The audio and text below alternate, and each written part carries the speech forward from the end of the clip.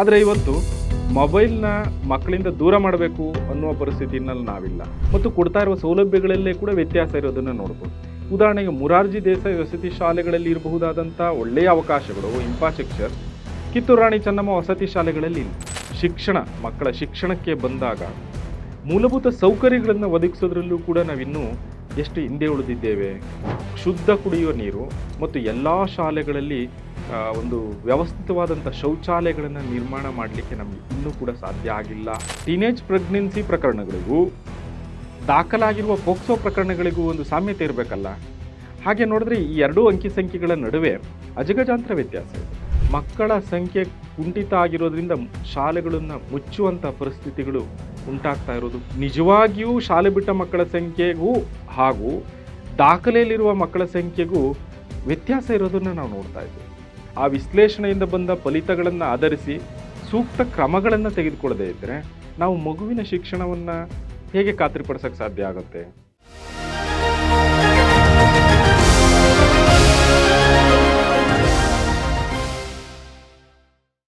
ಪ್ರಿಯ ವೀಕ್ಷಕರೇ ನಮಸ್ಕಾರ. The file ಅನಾಲಿಸಿಸ್ಗೆ ನಿಮ್ಮೆಲ್ಲರಿಗೆ ಆತ್ಮೀಯ ಸ್ವಾಗತ.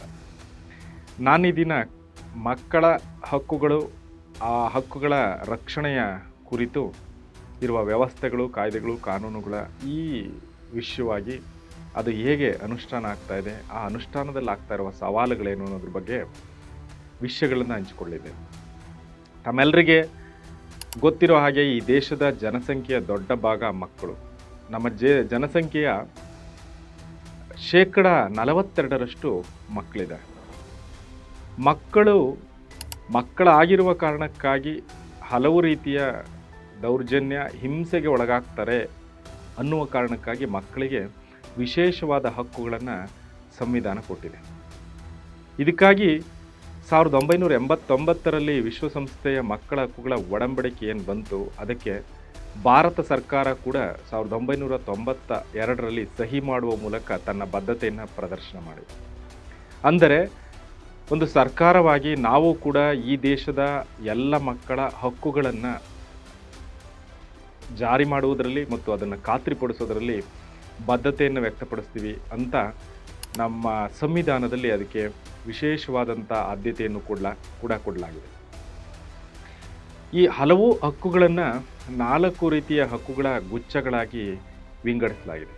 ಉದಾಹರಣೆಗೆ ಬದುಕುವ ಹಕ್ಕು, ವಿಕಾಸ ಹೊಂದುವ ಹಕ್ಕು, ರಕ್ಷಣೆ ಹೊಂದುವ ಹಕ್ಕು, ಹಾಗೆಯೇ ಭಾಗವಹಿಸುವ ಹಕ್ಕು.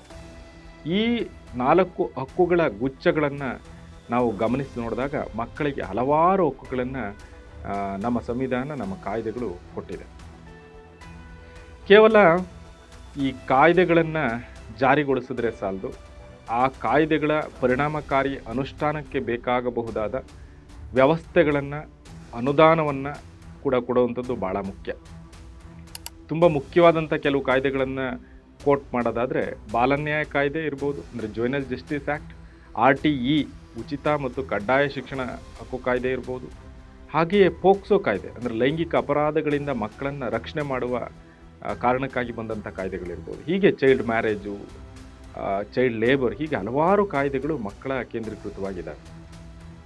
ಇಷ್ಟೆಲ್ಲ ಕಾಯ್ದೆ ಕಾನೂನುಗಳು ಇದ್ದಾಗ್ಯೂ ಇತ್ತೀಚಿನ ವರದಿಗಳನ್ನು ಮತ್ತು ದಿನನಿತ್ಯದ ಪತ್ರಿಕೆಗಳನ್ನು ತೆಗೆದುಕೊಂಡು ನೋಡಿದಾಗ ಮಕ್ಕಳ ಹಕ್ಕುಗಳು ಉಲ್ಲಂಘನೆ ಆಗ್ತಾ ಇರುವ ಹಲವಾರು ಪ್ರಕರಣಗಳು ನಾವು ನೋಡ್ತಾ ಇದ್ದೇವೆ.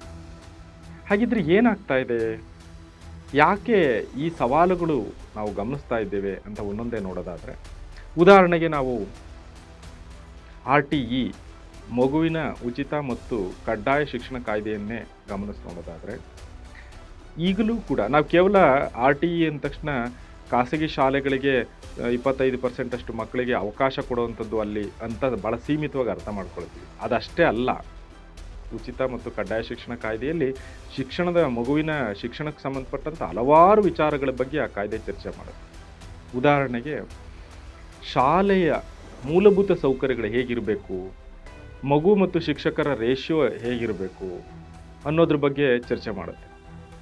ಅದನ್ನೇ ಎಕ್ಸಾಂಪಲ್ ನಾವು ತೆಗೆದುಕೊಳ್ಳೋಕೆ ಸಾಧ್ಯ ಆದರೆ, ಈ ದಿನ ನಾವು ಕರ್ನಾಟಕದ ಒಟ್ಟು ಸುಮಾರು 47 1276 ಶಾಲೆಗಳನ್ನು ನಾವು ನೋಡೋದಾದರೆ ಅದರಲ್ಲಿ ಸುಮಾರು 3819 ಶಾಲೆಗಳ ಒಂದು ಕೊಠಡಿಗಳು ಶಿಥಿಲಾವಸ್ಥೆಗೆ ತಲುಪಿದೆ ಅಂತ ಒಂದು ವರದಿ ಹೇಳುತ್ತೆ. ಅಂದರೆ ಸ್ವತಂತ್ರ ಬಂದು 78 ವರ್ಷ ಕಳೆದರೂ ಕೂಡ ನಾವು ಮೂಲಭೂತವಾಗಿ ಮಕ್ಕಳ ಶಿಕ್ಷಣಕ್ಕೆ ಬಂದಾಗ ಮೂಲಭೂತ ಸೌಕರ್ಯಗಳನ್ನು ಒದಗಿಸೋದ್ರಲ್ಲೂ ಕೂಡ ನಾವಿನ್ನೂ ಎಷ್ಟು ಹಿಂದೆ ಉಳಿದಿದ್ದೇವೆ. ಅಂದರೆ ಕನಿಷ್ಠ ಪಕ್ಷ ಶುದ್ಧ ಕುಡಿಯುವ ನೀರು ಮತ್ತು ಎಲ್ಲ ಶಾಲೆಗಳಲ್ಲಿ ಒಂದು ವ್ಯವಸ್ಥಿತವಾದಂಥ ಶೌಚಾಲಯಗಳನ್ನು ನಿರ್ಮಾಣ ಮಾಡಲಿಕ್ಕೆ ನಮಗೆ ಇನ್ನೂ ಕೂಡ ಸಾಧ್ಯ ಆಗಿಲ್ಲ ಅನ್ನುವಂಥದ್ದು ಮಕ್ಕಳ ಹಕ್ಕುಗಳ ಅನುಷ್ಠಾನದಲ್ಲಿ ಆಗ್ತಾ ಇರುವ ಸವಾಲುಗಳನ್ನು ಎತ್ತಿ ತೋರಿಸುವಂಥ ಸಂಗತಿ. ಈ ಕಾರಣದಿಂದಾಗಿ ಸರ್ಕಾರಿ ಶಾಲೆಗಳಲ್ಲಿ ಮಕ್ಕಳ ಸಂಖ್ಯೆ ವರ್ಷದಿಂದ ವರ್ಷಕ್ಕೆ ಕುಸಿತ ಹಾಗೂ ಶಾಲೆ ಬಿಟ್ಟ ಮಕ್ಕಳ ಸಂಖ್ಯೆ ಹೆಚ್ಚಾಗ್ತಾ ಇರುವಂಥದ್ದು ಮತ್ತು ಮಕ್ಕಳ ಸಂಖ್ಯೆ ಕುಂಠಿತ ಆಗಿರೋದ್ರಿಂದ ಶಾಲೆಗಳನ್ನು ಮುಚ್ಚುವಂಥ ಪರಿಸ್ಥಿತಿಗಳು ಉಂಟಾಗ್ತಾ ಇರೋದು ಕೂಡ ನಾವು ಗಂಭೀರವಾಗಿ ಗಮನಿಸಬೇಕಾಗಿರುವಂಥ ಸಂಗತಿ. ಇತ್ತೀಚೆಗೆ ಒಂದು ಕರ್ನಾಟಕ ರಾಜ್ಯ ಮಕ್ಕಳ ಹಕ್ಕುಗಳ ರಕ್ಷಣಾ ಆಯೋಗದ ಸದಸ್ಯರೊಬ್ಬರು ಒಂದು ಜಿಲ್ಲಾ ಪ್ರವಾಸದಲ್ಲಿದ್ದ ಸಂದರ್ಭದಲ್ಲಿ ಕುರಿ ಕಾಯುವ ವಿದ್ಯಾರ್ಥಿಯನ್ನು ಪರಿಶೀಲನೆ ಮಾಡಿದಾಗ ಆ ಮಗುವಿಗೆ ಶಾಲೆಯಲ್ಲಿ ದಿನನಿತ್ಯ ಅಟೆಂಡೆನ್ಸ್ ಕೊಟ್ಟಿರೋದನ್ನು ಪತ್ತೆ ಹಚ್ಚಿ ಸಂಬಂಧಿಸಿದವ್ರ ಮೇಲೆ ಶಿಸ್ತು ಕ್ರಮಕ್ಕೆ ಶಿಫಾರಸು ಮಾಡಿದ್ರು ಅಂತ ನಾವು ಪತ್ರಿಕೆಗಳಲ್ಲಿ ಓದಿದ್ವಿ. ಹೀಗೆ ನಿಜವಾಗಿಯೂ ಶಾಲೆ ಬಿಟ್ಟ ಮಕ್ಕಳ ಸಂಖ್ಯೆಗೂ ಹಾಗೂ ದಾಖಲೆಯಲ್ಲಿರುವ ಮಕ್ಕಳ ಸಂಖ್ಯೆಗೂ ವ್ಯತ್ಯಾಸ ಇರೋದನ್ನು ನಾವು ನೋಡ್ತಾ ಇದ್ದೀವಿ. ಹಾಗಿದ್ರೆ ಮಕ್ಕಳು ಯಾಕೆ ಶಾಲೆ ಬಿಡ್ತಾರೆ, ಆ ಶಾಲೆ ಬಿಡುವುದಕ್ಕಿರುವ ಕಾರಣಗಳೇನು ಅಂತ ನಾವು ವಿಶ್ಲೇಷಣೆ ಮಾಡದೇ ಹೋದರೆ ಮತ್ತು ಆ ವಿಶ್ಲೇಷಣೆಯಿಂದ ಬಂದ ಫಲಿತಗಳನ್ನು ಆಧರಿಸಿ ಸೂಕ್ತ ಕ್ರಮಗಳನ್ನು ತೆಗೆದುಕೊಳ್ಳದೇ ಇದ್ದರೆ ನಾವು ಮಗುವಿನ ಶಿಕ್ಷಣವನ್ನು ಹೇಗೆ ಖಾತ್ರಿಪಡಿಸೋಕ್ಕೆ ಸಾಧ್ಯ ಆಗುತ್ತೆ?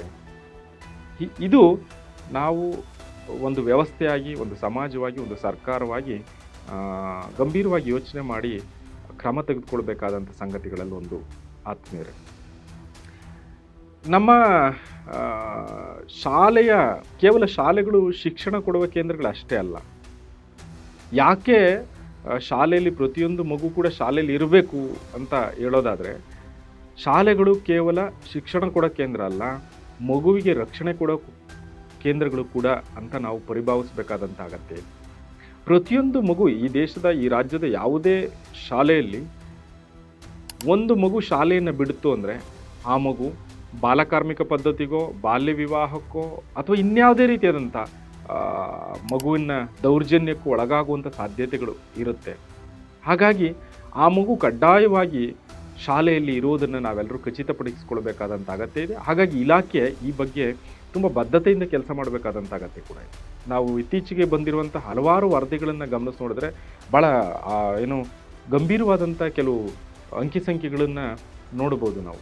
ಉದಾಹರಣೆಗೆ ಕಳೆದ 3 ವರ್ಷದಲ್ಲಿ ಮಕ್ಕಳು ಟೀನೇಜ್ ಪ್ರೆಗ್ನೆನ್ಸಿ ಅಂದರೆ 18 ವರ್ಷಕ್ಕಿಂತ ಒಳಗಿನ ಹೆಣ್ಣು ಮಕ್ಕಳು, ಅಪ್ರಾಪ್ತ ಹೆಣ್ಣು ಮಕ್ಕಳು ಗರ್ಭಿಣಿಯರಾದಂಥ ಪ್ರಕರಣಗಳನ್ನೇ ನಾವು ತಗೊಳ್ಳೋದಾದರೆ ಆರೋಗ್ಯ ಇಲಾಖೆ RCH ಪೋರ್ಟಲ್ನ ವರದಿಯ ಪ್ರಕಾರ 1,33,962 ಹೆಣ್ಣು ಮಕ್ಕಳು ಬಾಲಗರ್ಭಿಣಿಯರಾಗಿದ್ದಾರೆ ಅನ್ನುವಂಥದ್ದು ಭಾಳ ಆಘಾತಕಾರಿಯಾದಂಥ ಸಂಗತಿ. ಈ ಮಕ್ಕಳು ಪೋಕ್ಸೋ ಕಾರಣಕ್ಕಾಗಿ ಈ ಒಂದು ದೌರ್ಜನ್ಯಕ್ಕೊಳಗಾಗಿದ್ದಾರೋ ಅಥವಾ ಬಾಲ್ಯ ವಿವಾಹದಿಂದಾಗಿ ಅವರು ಗರ್ಭಿಣಿಯರಾಗುವಂಥ ಒಂದು ಪರಿಸ್ಥಿತಿ ಬಂದಿದೆಯೋ ಅಂತ ನಾವು ವಿಶ್ಲೇಷಣೆ ಮಾಡ್ಕೋಬೇಕಿದೆ.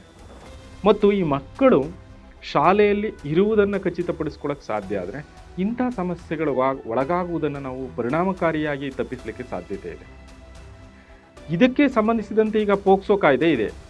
ಹಾಗಿದ್ದರೆ ಟೀನೇಜ್ ಪ್ರೆಗ್ನೆನ್ಸಿ ಪ್ರಕರಣಗಳಿಗೂ ದಾಖಲಾಗಿರುವ ಪೋಕ್ಸೋ ಪ್ರಕರಣಗಳಿಗೂ ಒಂದು ಸಾಮ್ಯತೆ ಇರಬೇಕಲ್ಲ. ಹಾಗೆ ನೋಡಿದ್ರೆ ಈ ಎರಡೂ ಅಂಕಿ ಸಂಖ್ಯೆಗಳ ನಡುವೆ ಅಜಗಜಾಂತರ ವ್ಯತ್ಯಾಸ ಇದೆ. ಹಾಗಿದ್ದರೆ ನಾವು ಈ ಎರಡೂ ಕಾಯ್ದೆಗಳನ್ನು ಹೇಗೆ ಅನುಷ್ಠಾನ ಮಾಡ್ತಿದ್ದೀವಿ ಅನ್ನುವ ಒಂದು ಮೂಲಭೂತ ಪ್ರಶ್ನೆ ಎದುರಾಗುತ್ತೆ.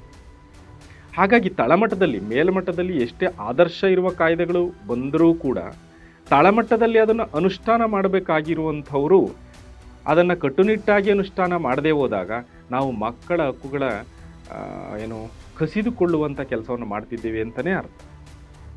ಮತ್ತು ಇಂತಹ ಪ್ರಕರಣಗಳಲ್ಲಿ ಯಾವುದೇ ಒತ್ತಡಗಳಿಲ್ಲದೆ ಕೆಲಸ ಮಾಡಬೇಕಾಗಿರುವಂಥದ್ದು ಎಲ್ಲ ಇಲಾಖೆಗಳ ಜವಾಬ್ದಾರಿ. ಕೇವಲ ಮಕ್ಕಳ ಹಕ್ಕುಗಳ ರಕ್ಷಣೆ ಎನ್ನುವಂಥದ್ದು ಮಹಿಳಾ ಮತ್ತು ಮಕ್ಕಳ ಅಭಿವೃದ್ಧಿ ಇಲಾಖೆಯ ಕೆಲಸವೋ ಮಕ್ಕಳ ರಕ್ಷಣಾ ಘಟಕದ ಕೆಲಸವೋ ಅಲ್ಲ. ಅದು ಕರ್ನಾಟಕ ಸರ್ಕಾರದ ಅಥವಾ ಈ ದೇಶದ ಎಲ್ಲ ಇಲಾಖೆಗಳು ಕೂಡ ಅದರ ಒಂದು ಜವಾಬ್ದಾರಿಯನ್ನು ತೆಗೆದುಕೊಳ್ಬೇಕಾಗತ್ತೆ. ತಮ್ಮ ತಮ್ಮ ಕಾರ್ಯವ್ಯಾಪ್ತಿಯಲ್ಲಿ ಮಕ್ಕಳ ಹಕ್ಕುಗಳ ರಕ್ಷಣೆ ಮಾಡುವಂಥ ಒಂದು ಕೆಲಸವನ್ನು ಮಾಡಬೇಕಾಗುತ್ತೆ. ಉದಾಹರಣೆಗೆ ಇನ್ನೊಂದು ನಾವು ಅಂಕಿ ಸಂಖ್ಯೆಯನ್ನು ನೋಡೋದಾದರೆ, ಕಳೆದ 3 ವರ್ಷದಲ್ಲಿ ಕರ್ನಾಟಕದಲ್ಲಿ ನಡೆದ ಬಾಲ್ಯ ವಿವಾಹಗಳ ಒಂದು ಪ್ರಕರಣವನ್ನೇ ತೆಗೆದುಕೊಂಡು ನೋಡಿ. ಬಾಲ್ಯ ವಿವಾಹಕ್ಕೆ ನೀವು ನೋಡೋದಾದರೆ 2556 ಪ್ರಕರಣಗಳು, ಬಾಲ್ಯ ವಿವಾಹದ ಪ್ರಕರಣಗಳು ನಮ್ಮ ರಾಜ್ಯದಲ್ಲಿ ದಾಖಲಾಗಿದ್ದಾವೆ. ಅಂದರೆ ಬಾಲ್ಯ ವಿವಾಹದ ಕಳೆದ 15-20 ವರ್ಷಗಳ ಹಿಂದೆ ಬಾಲ್ಯ ವಿವಾಹ ಅನ್ನುವ ನಾವೇನು ನೋಡ್ತಿದ್ವಿ, ಅದಕ್ಕಿವತ್ತು ಅದರ ದೃಷ್ಟಿಕೋನಗಳು ಮತ್ತು ಅದರ ಹೊಸ ಮಜಲುಗಳು ಬಂದಿರೋದನ್ನು ನಾವು ನೋಡ್ಬೋದು. ಹೈಸ್ಕೂಲ್ ಮತ್ತು ಪದವಿ ಪೂರ್ವ ಹಂತದಲ್ಲೇ ಹೆಣ್ಣು ಮಕ್ಕಳು ಮತ್ತು ಗಂಡು ಮಕ್ಕಳು ಈ ಅವರ ದೇಹ ಮತ್ತು ಮನಸ್ಸಿನಲ್ಲಿ ಆಗ್ತಾ ಇರುವಂತಹ ಬದಲಾವಣೆಗಳಿಂದಾಗಿ ಪೋಕ್ಸೋ ಪ್ರಕರಣಗಳು ಹೆಚ್ಚಾಗ್ತಾ ಇದೆ. ಇದರ ಪ್ರಭಾವ ಬಾಲ್ಯ ವಿವಾಹದ ಮೇಲೂ ಕೂಡ ಆ ಪ್ರಕರಣಗಳು ಹೆಚ್ಚಾಗೋದ್ರ ಮೇಲೆ ಕೂಡ ಕೆಲಸ ಮಾಡ್ತಾ ಇದೆ.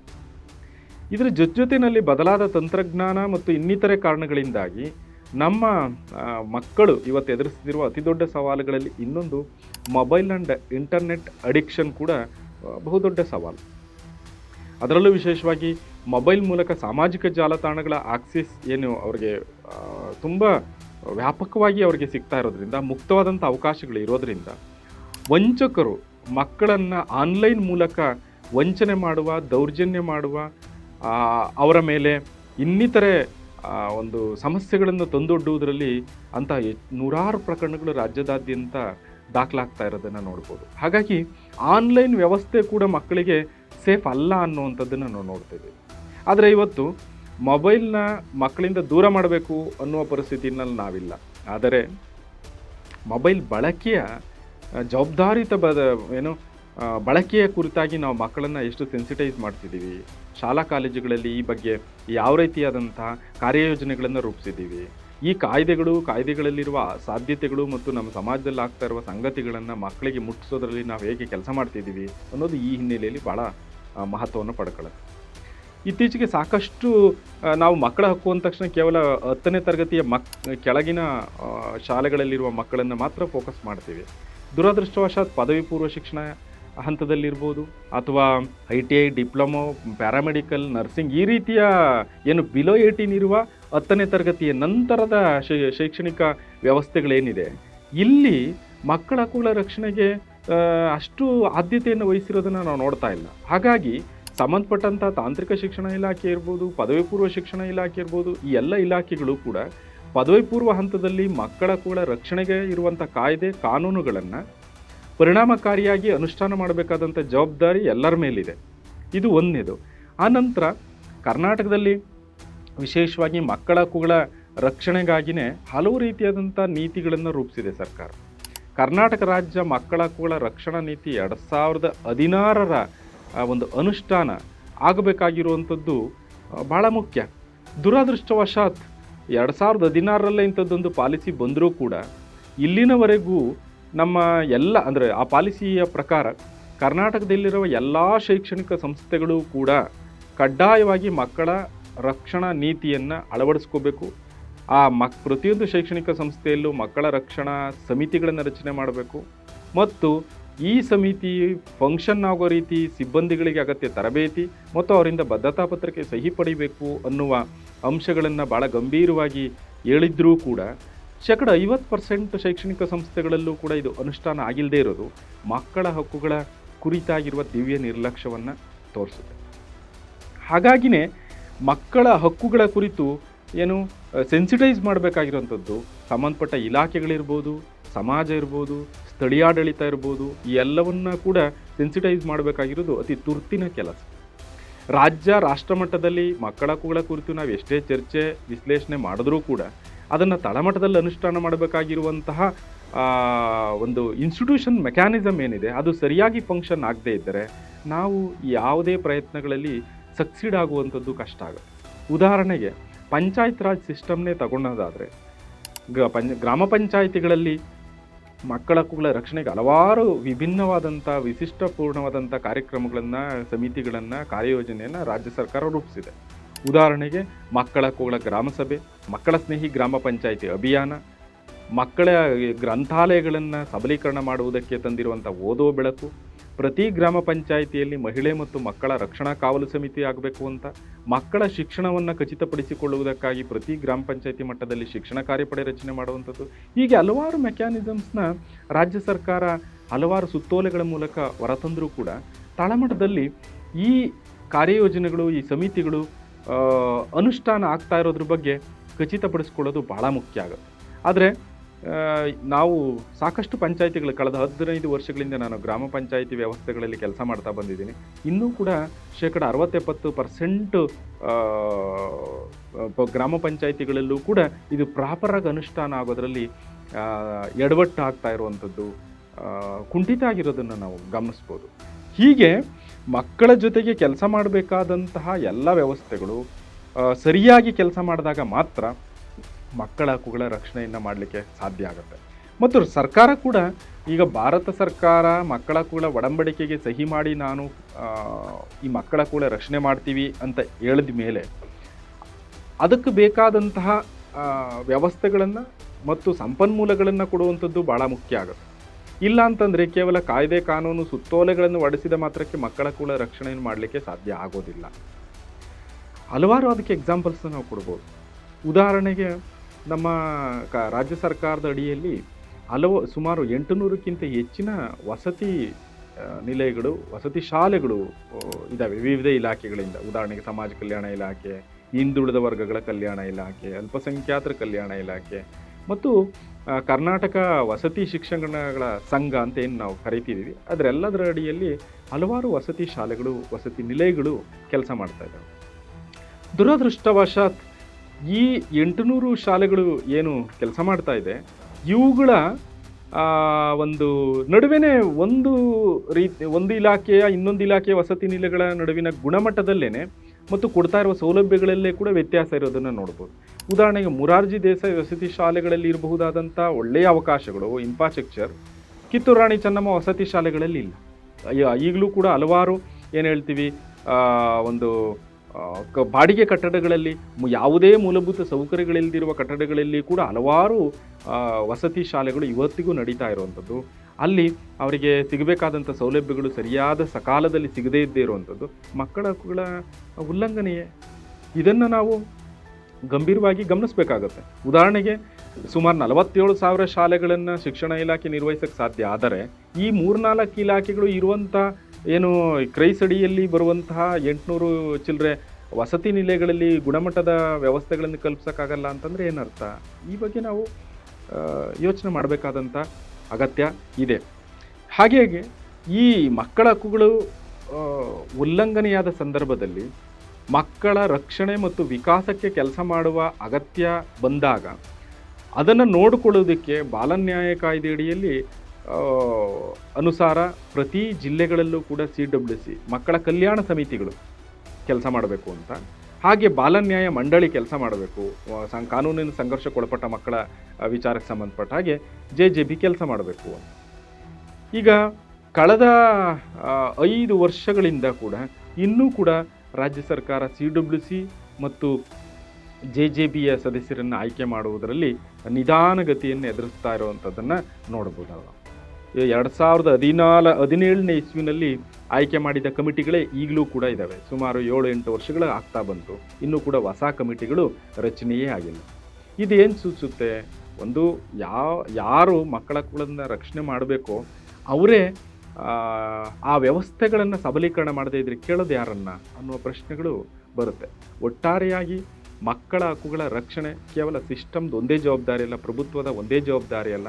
ಒಂದು ಸಮಾಜವಾಗಿ ನಾವು ಕೂಡ ಮಕ್ಕಳ ಹಕ್ಕುಗಳ ರಕ್ಷಣೆಗೆ ಕೈ ಜೋಡಿಸಿದಾಗ, ಸರ್ಕಾರದೊಟ್ಟಿಗೆ ಕೆಲಸ ಮಾಡಿದಾಗ ನಾವು ಕೂಡ ಮಕ್ಕಳ ಹಕ್ಕುಗಳ ಆ ಒಂದು ಶಿಕ್ಷಣವನ್ನು ಪಡ್ಕೊಳ್ಳೋದು, ನಮ್ಮ ಸಮುದಾಯದಲ್ಲಿ ಮಕ್ಕಳ ಹಕ್ಕುಗಳ ಶಿಕ್ಷಣದ ಒಂದು ಅರಿವನ್ನು ಪಸರಿಸುವ ಕೆಲಸ ಮಾಡುವ ಮೂಲಕ ನಮ್ಮ ರಾಜ್ಯದಲ್ಲಿರುವ 42% ಮಕ್ಕಳ ಒಂದು ಒಳ್ಳೆಯ ಭವಿಷ್ಯವನ್ನು ಕಟ್ಟಿಕೊಳ್ಳುವುದಕ್ಕೆ ನಾವೆಲ್ಲರೂ ಕೈ ಜೋಡಿಸೋಣ, ಸಹಕಾರ ಕೊಡೋಣ. ಆ ಮೂಲಕ ನಮ್ಮ ರಾಜ್ಯವನ್ನು ಮಕ್ಕಳ ಸ್ನೇಹಿ ರಾಜ್ಯವನ್ನಾಗಿ ರೂಪಿಸೋಣ ಅಂತ ಹೇಳ್ತಾ ಇಂದಿನ ಈ ವಿಶ್ಲೇಷಣೆಗೆ ಮುಕ್ತಾಯ ಆಡ್ತಾ ಇದ್ದೇನೆ. ಧನ್ಯವಾದಗಳು.